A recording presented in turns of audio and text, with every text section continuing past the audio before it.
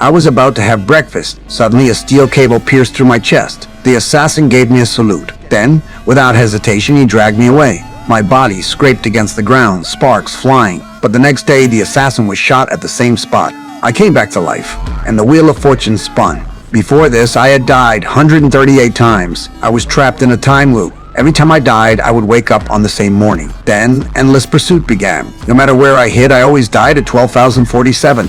Stop fighting back. I used the endless time to be with my child. We had a blast at the arcade. Afterward, I checked my watch. It was 12,000. I had lived 3 extra minutes. That's when I realized there was a tracker on me. It was the signal loss in the basement that allowed the assassin to lose my trail. At that moment, the assassins had surrounded me. I held my child tightly. I saw the love in his eyes. This time, when I died, I actually felt a bit of happiness. On my 146 revival, I finally caught one of the assassins. I forced him to tell me where the tracker was. He refused to say. It was only when I talked to a friend from a security company that I learned the tracker was hidden in the teeth. I remembered. I had just had a dental implant yesterday. I rushed to the bathroom, drinking as I pulled out my teeth. One by one, I pulled them out. Finally, I found the tracker. I used it as bait, leading the assassins into my trap. I took them all down. Confidently, I made my way to the assassin's base. The first time, I slammed into it with full force. The car and I were destroyed. The second time, I sped in. There were dozens of security guards, but I wasn't in the car.